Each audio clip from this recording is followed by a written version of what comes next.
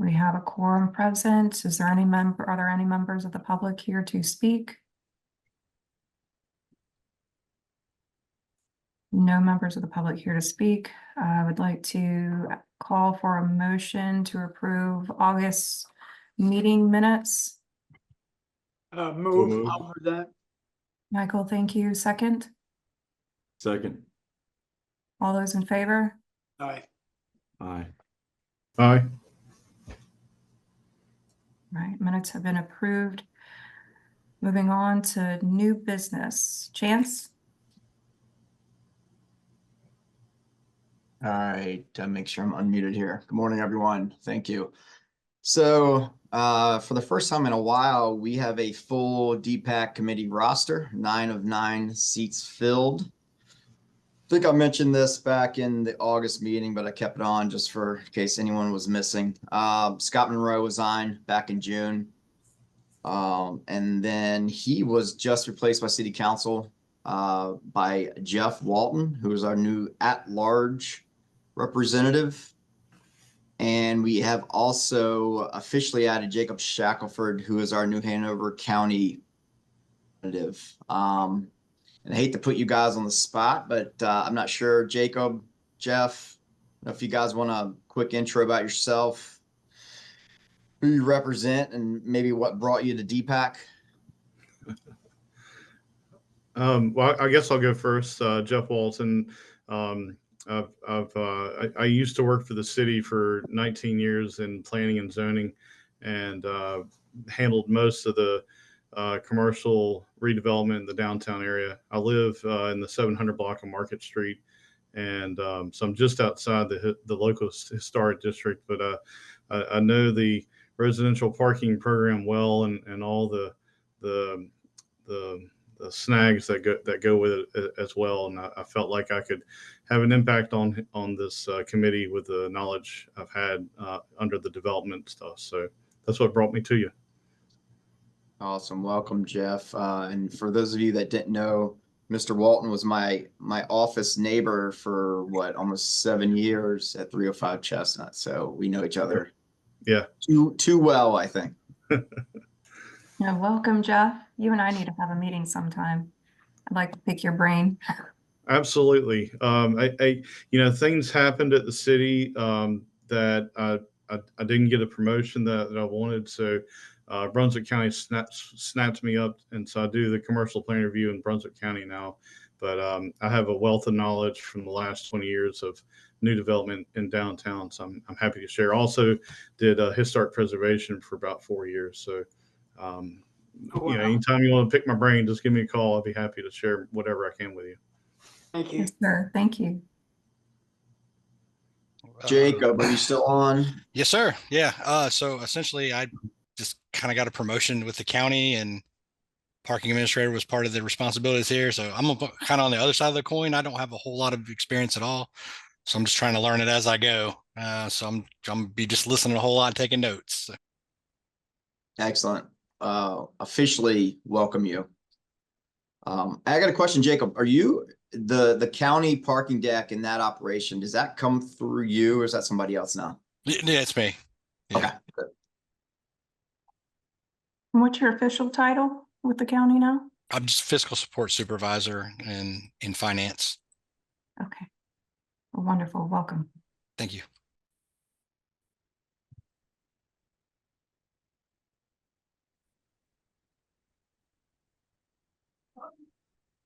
All right, next up on the agenda is we have received a residential parking permit activation petition from the property owners on the 300 block of South 3rd Street, west side of the block. This is between Ann and Nunn Street. A piece of this might predate most of our current membership here, but I believe back in 2015, leading into 16, the 200 block of South 3rd Street petitioned the city and eventually got it activated for the program. But during that process, there was also a change made to the residential parking guidelines. that allowed for a single block face to be added to the program and petitioned separately from the whole block if there is a median separating the street.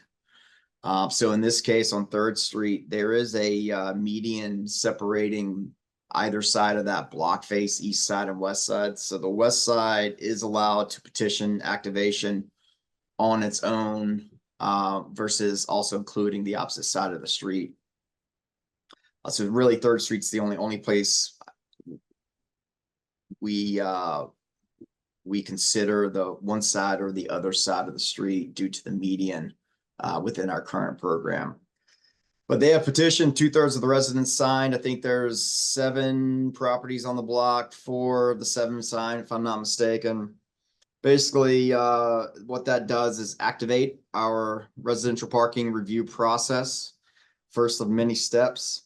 They are seeking the permit, program, and activation Monday through Sunday, 9 a.m. to 6:30 p.m. with the gap in the middle, and then the 11 p.m. to 3 a.m. This is the older program that's still on both blocks of Nunn Street there, the adjacent block on 3rd, as well as 4th Street. As you recall, we now have 2 programs. It's the older program, which they're requesting, and then kind of the more stricter program, which makes it permit only from 5:30 p.m. until 3 a.m. nightly. Some of the challenges the resident that we've been in contact with is kind of leading this petition charge has noted challenges of driveway access for larger vehicles coming and going. Line of sight challenges coming out of their driveway with kind of the busy, fast moving traffic on 3rd Street, as well as just some parking challenges on street in general. And just a reminder to the group, or really a new note, the RPP program guidelines allows these petitions to be submitted 2 times per year, once in May, once in November. So this one would fall under the November classification. So we will engage with Park Wilmington and do that initial occupancy survey for a full week in November. And following this occupancy survey, for this petition to go any further, that survey would need to result in 70% occupancy on that block face during that 7-day period. On average, as well as 25% of those vehicles surveyed being from outside of the kind of the general area. That's one of the first steps, and what really identifies in terms of our program what we would consider a parking problem or parking challenge. This one kind of surprised me, to be honest with you. Not the one that I thought was potentially coming next. Park Wilmington's been out there a few times since we received the petition. I drive by there normally daily, coming and going into downtown. Took a few photos, and kind of what we're seeing initially, there's not a lot of cars parking on that block, to be honest. The slide in front of you is 3 different photos, 3 different days, 3 different times, anywhere from the morning up to, I think, like 5:30 on a Wednesday night. I haven't seen any weekend activity, but for the most part, the current parking numbers are fairly low. So I'm not sure if this one will pass that initial 70-25 litmus test or not, but we'll see what comes of that of the Park Wilmington survey here in a couple weeks.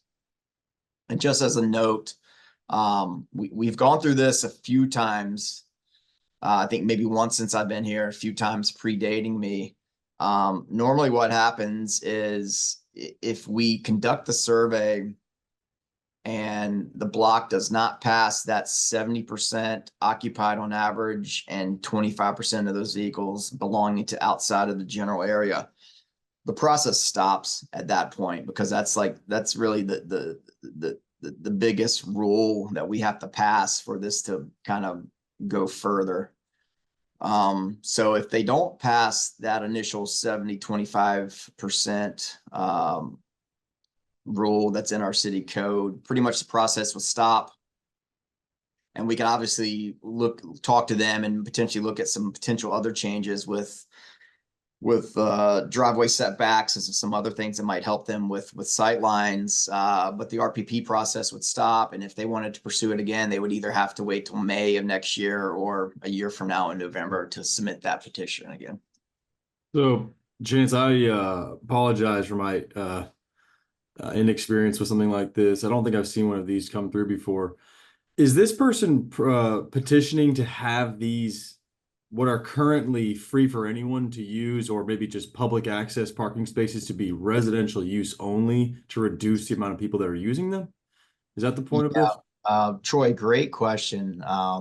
Yeah, I think you're fairly fresh on the committee and didn't go through the South Front Street recently. Yeah, so basically this program dates back to mid-90s. It's a very similar program nationwide.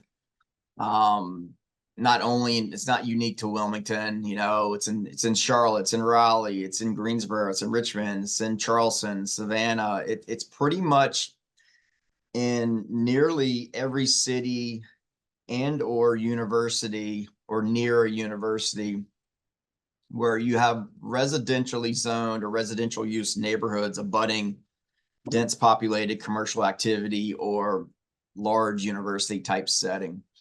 And basically what these programs do nationwide, not only in Wilmington, is it allows a process to separate residential parking use from commercial parking use. So in this case, Troy, what they are petitioning to do is similarly to the 9 blocks they neighbor down there in the south of downtown, is to create a permit program that allows residents to park, and then non-residents would be allowed to park, 7 days a week from 9 to 6:30 for 1 hour. And then in the evenings, it would be permit only. But yeah, you are correct. Basically, this would restrict public parking, not solely to residents, but it adds a restriction and a permit process for the residents in the public park. I gotcha. I'm a little bit confused on what they would hope that this would do. For me, it doesn't feel like it changes any sort of line of sight issues just by adding a limitation to how many hours you can be there. And I'm just speaking out loud.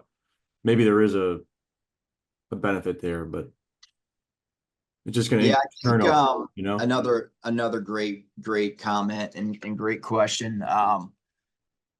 I think if those of you that were here when you think back to 300 South Front Street, 300. 300 South Front Street. That was one of their biggest challenges, Troy.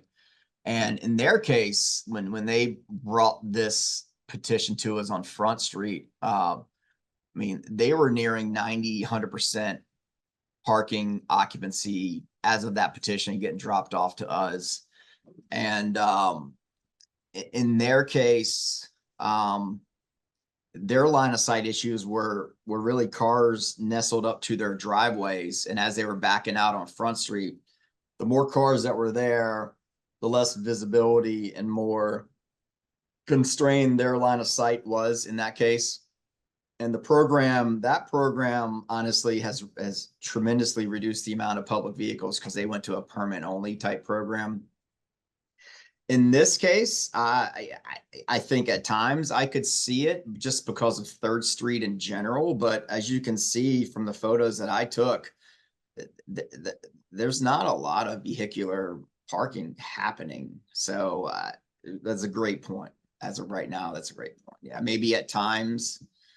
But we'll see if at 70%, there's cars there regularly. But as you can see from these photos, the far left, there's a driveway curb cut right there where my mouse is, and you've got a full line of sight with no one parking. Middle photo, same, you got a driveway here and then full line of sight.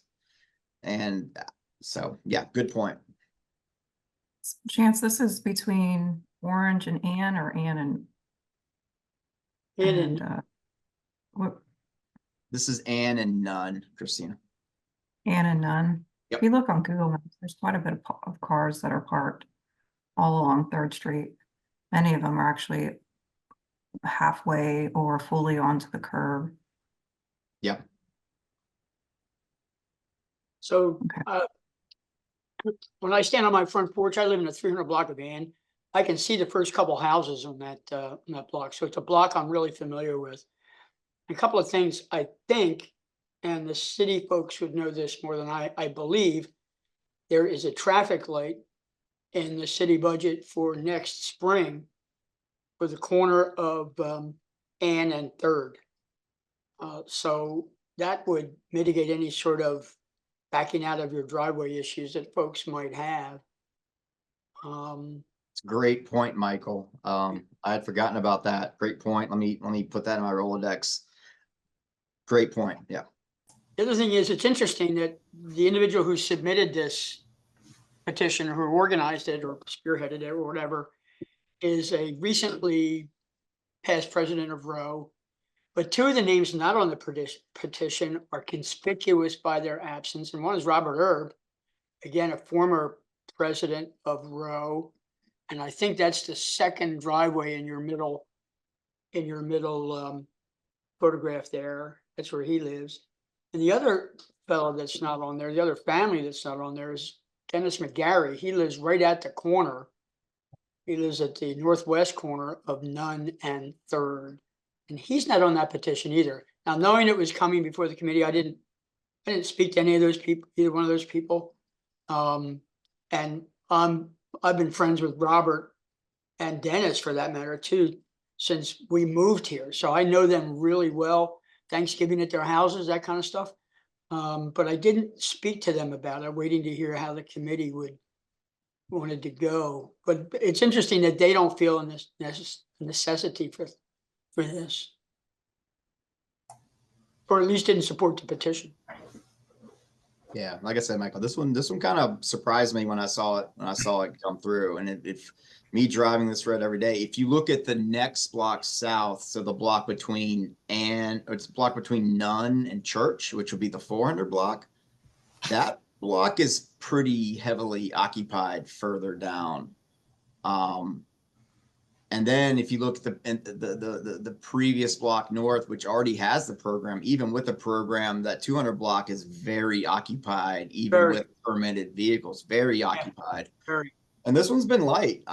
So I don't know. We'll see what our survey comes up with when we do it 7 days for those times. But thank you for the notes. I think if this doesn't pass the initial test, that traffic light installation would definitely slow traffic down heading southbound there. That would create hopefully a break and allow these residents a little more time to come and go out of those driveways. Yeah. So I think I know the answer to this, but it seems like going through the residential parking program to fix backing out on the 3rd Street is kind of trying to throw something at it to make it stick to see if it works. And I don't think that's the way to go. I hate to say it because I think I know the answer to this, but has the city considered maybe restriping the northern end of the parking space to make it taper, so that when you do back out, at least they have like a backing radius to get into 3rd Street to maybe make it a safer movement? I know in my history with the city, trying to get anybody to restripe parking spaces or make them seem more efficient on a block is kind of impossible sometimes.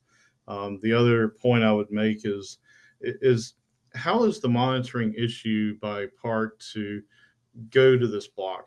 I didn't know that there was one in the 300 block of South Front, but is it additional resources that Park would need to go just to view this block? Is this like an outlier that you would have in the downtown?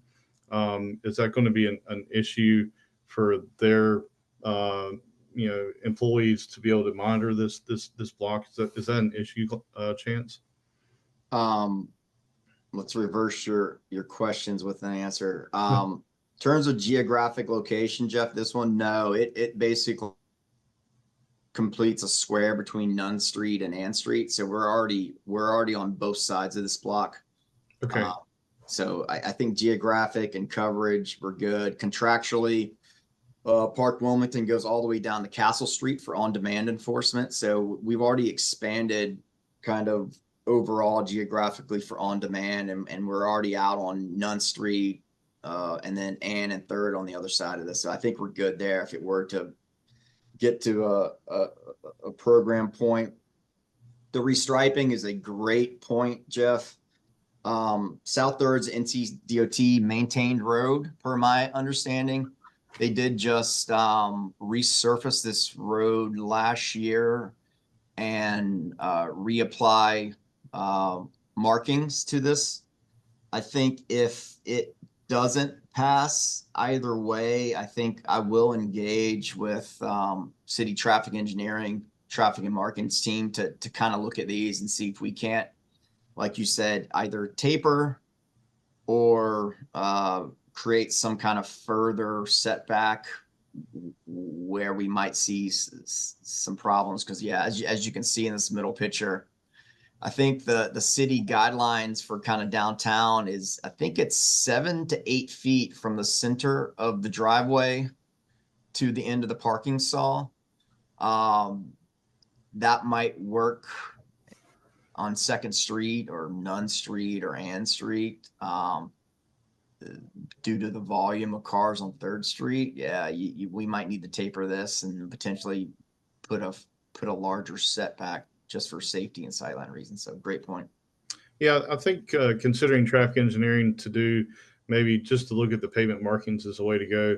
Unfortunately, I know this is a bad word to say, but you know, it's not just the cars; it's the large trees that are in the plaza as well that are blocking those views. But you know, that nothing will ever happen to those trees if we can help it. So you know, it's just, you know, all you can do is try to maybe engineer the on-street parkings in a better manner. Maybe that'll alleviate some of the issues. Thank you. All right, there's no other questions on this one. This one will be a regular item probably for a bit. I'm not sure if we will have the survey completed with results by our November meeting, but I would say worst case, we'll have the results at the latest by the December agenda. And then we'll take it from there.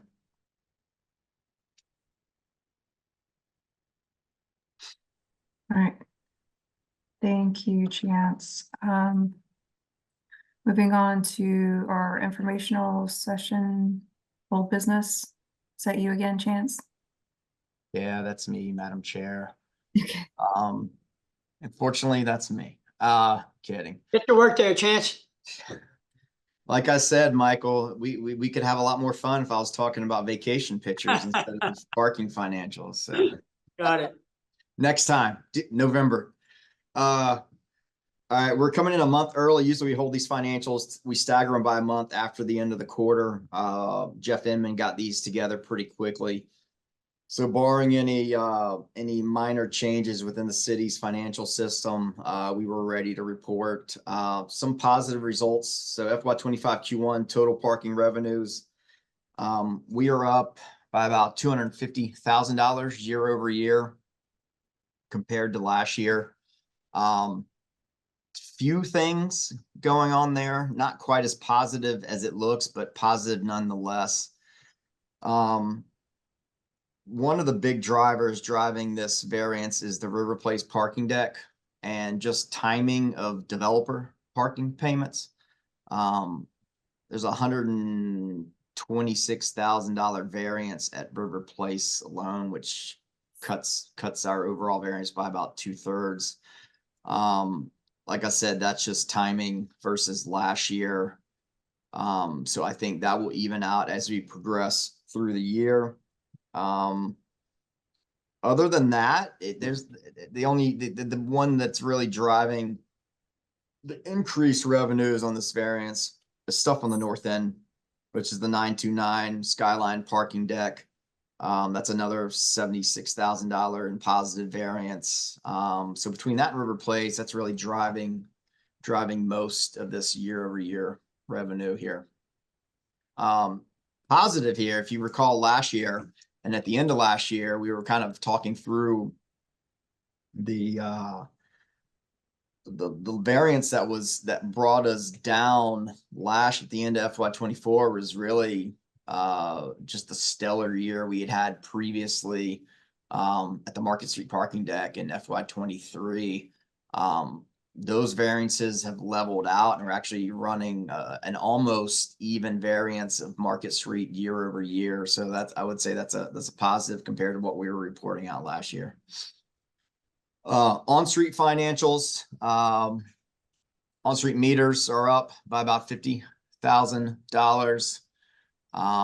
That's due to that 50-cent increase at the beginning of actually, I'll take that back. That's not due to the 50-cent increase. We haven't done the 50-cent increase. So really that's apples to apples. More folks are using our meters. The green citations are up as well by about $36,000. A lot of that is due to really last year's July and August numbers were historically low because we had just switched out our parking contractor. So it took time for them to get their systems in place, their collections in place, notices out. So a lot of that's really just timing. I don't know that we're writing that many more citations, but positive nonetheless on the revenue side. On-street hours purchased running nearly even, 233,000 hours purchased compared to last year, 228,000 hours purchased.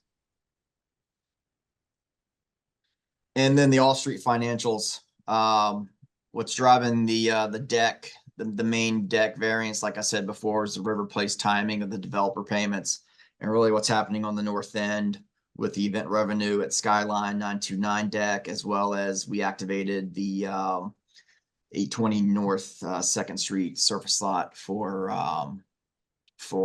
event parking only. And if you look at the lot, the green columns, it's nearly even. Main variance, 2nd Street lots revenue is bumped up a few percentage points, as well as the new lot we're running for events only, which is the old Salvation Army property on the north end. I will say in this section, although positive on the deck side overall, if you look at it individually, the 2nd Street deck revenues are down about $5,000 year over year. That's mainly related to the monthly parking account from the city, shifting from the 2nd Street parking deck up to the Skyline 929 deck. Transient activity has remained pretty constant, which is good. Even with the city relocating on the north end, transient activity, monthly activity minus the city's account is pretty much even year over year. Market Street overall is still down, but only by about $3,500 year over year. And what's driving that one is we have had a construction project happening at that deck since late June. So we've had that rooftop closed since the 3rd week of June 2024. So we've taken roughly, I don't know, 100 or so spaces out of inventory for those busier event days, as well as those busier Friday, Saturday days. So we're hitting that full mark a little bit quicker and not able to spread out into the rooftop. So considering we've taken 100 spaces out of inventory and we're only down about $3,500 year over year, I would consider that still a huge positive. And I should know this, but there's no rate increase for either of those decks, right? It's year to year the same. Yeah, on these, Michael, great question. Yeah, pretty much year to year. We're holding our rate increase this year to January 1st. That was approved, supported by DPAC, approved by council. So yeah, this is really for the most part an apples to apples. Apples to apples. Yeah, apples to apples without adding any revenue increases in here. Gotcha. Thank you. A question on the event parking at the North End properties, Chance. How do you guys price out that revenue, and who are you giving the event rental or events to on the North End?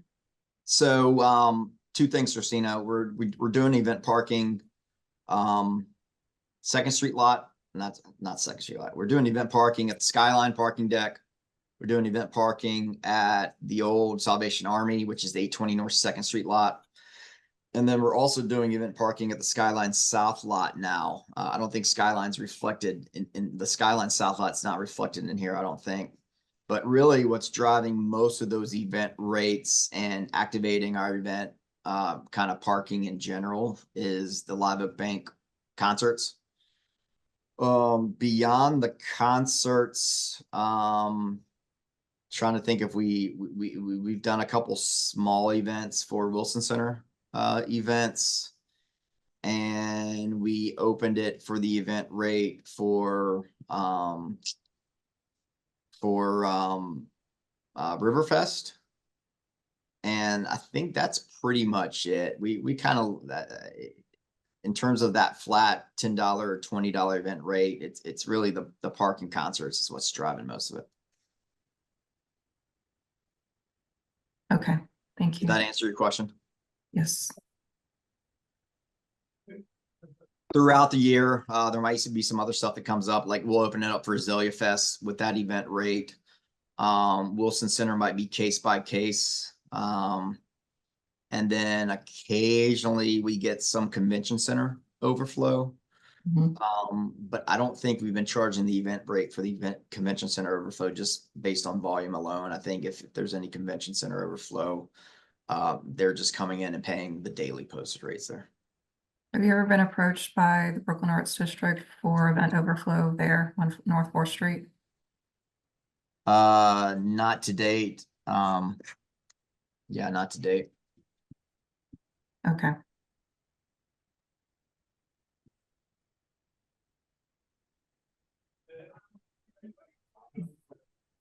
All right, before I pass it on to Pivot for their portion of the Q1 financials, are there any other questions from the city on what I reported out on?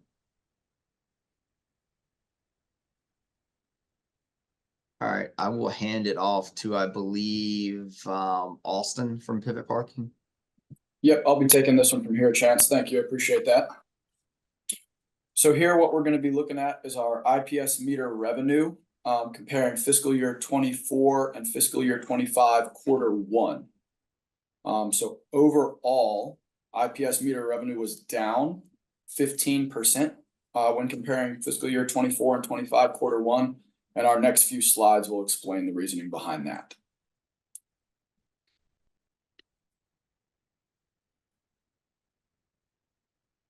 If we could go next slide, please.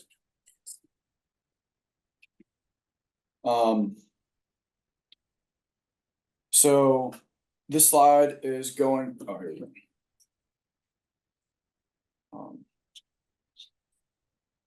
So this is going to be our transactions, our meter transactions for our IPS, for our credit and coin. So you can see those are decreasing as well between fiscal year 24 and fiscal year 25. Is any of that seasonal? No, that is not seasonal.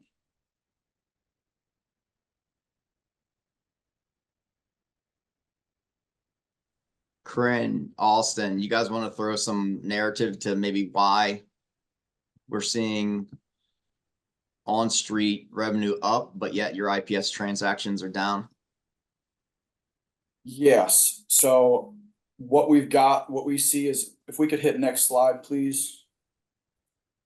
Awesome. So essentially the answer to your question, Chance, is going to be that even though our actual coin and credit is down, like you had mentioned, it's our overall revenue for the meters is up about 50,000. And what that is going to show is that a lot of people are using our pay by phone and our text to park options versus feeding that meter. So even though we were down, we actually had a 28% overall increase between 24 and 25, Q1, based on those people using increased, other platforms. So basically what we have here is folks pulling up to the meter, and instead of dropping coins or swiping their credit card, we've got more folks using our mobile platforms, pay by phone, text to park, which is a big positive. Because every time they swipe their credit card in that IPS meter, it automatically charges us close to 75 cents per transaction. It's a gateway fee as well as a processing fee through the IPS meters. The city pays for it through contract. So every transaction that is shifted onto a mobile platform, pay by phone, text to park, is really savings to the city because we pass on that transaction fee for the mobile platforms onto the customer. So you got kind of a double positive here. Yeah, that is absolutely right, Chance. Thank you. And you can see here that August has been quite a month for us. And so moving on actually from on street to our lots, you can see both of our lots here, our Hannah lot and our Second Street lot. Both of those platforms are applicable there as well. We've got our Calais pay machines and then our text to park as well. The pay machines actually have been a higher usage than our text to park. However, the trend we see with text to park is still increasing as we move on using that platform. So again, our mobile platform is definitely increasing across the board.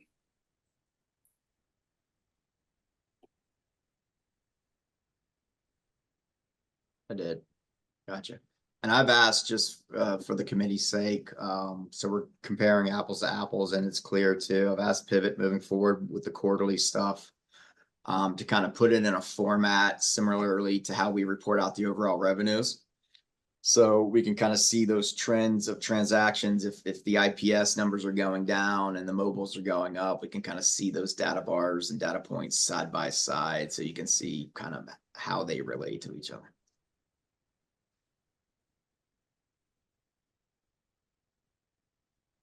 So does anybody have any questions on the stuff that I had presented?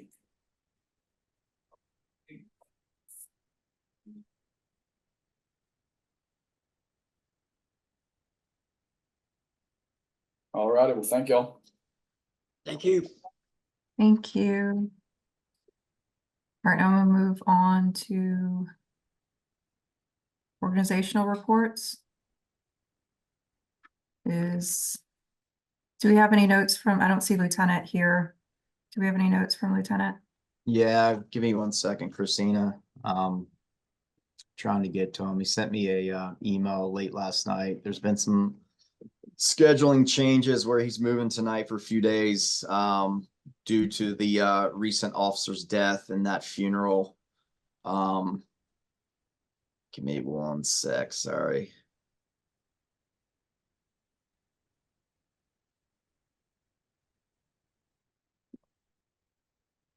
All right, for the month of September, we have a total of 150 total charges downtown in the CBD.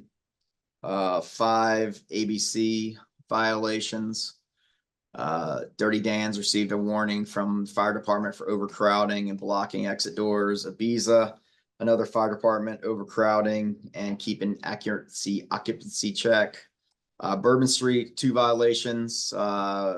One by the fire department for similar overcrowding, and also a warning by WPD for possessing a weapon in the establishment and failure to superintend.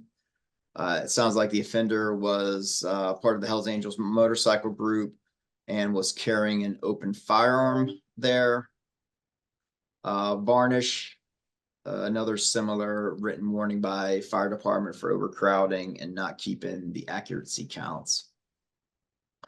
Drug related 25, 11 felony, 14 misdemeanor, 7 DWIs, and 113 others, which is trespassing, domestic related, resisting arrest, and etc.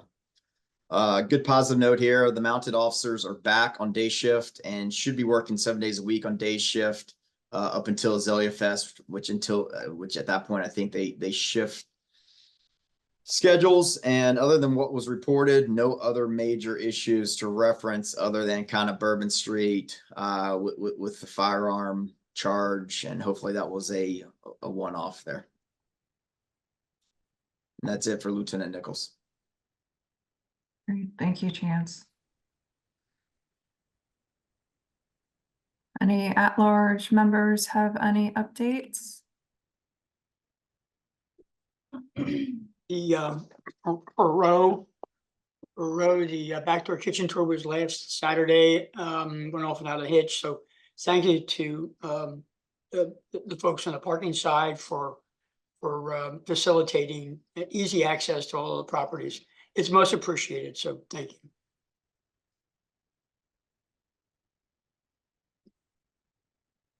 Great. Cape Fear Community College. It's not here. DBA.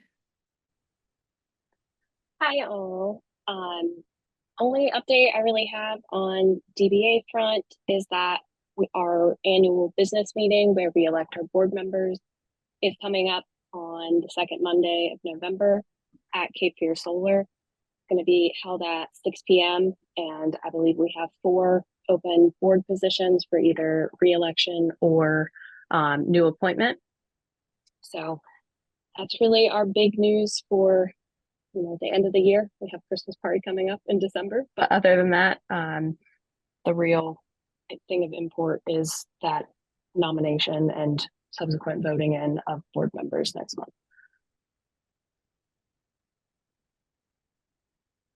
Great, thank you, Sam. Thank you. New Hanover County. I don't have anything yet. I did put out a feeler to Sarah Warmuth to get an update. I remember last time they'd asked something about if there's going to be impact with the Project Grace stuff. I hadn't heard anything back from her yet, but as soon as I do, I'll let you all know. All right. Row, sorry, Michael, you already did your update.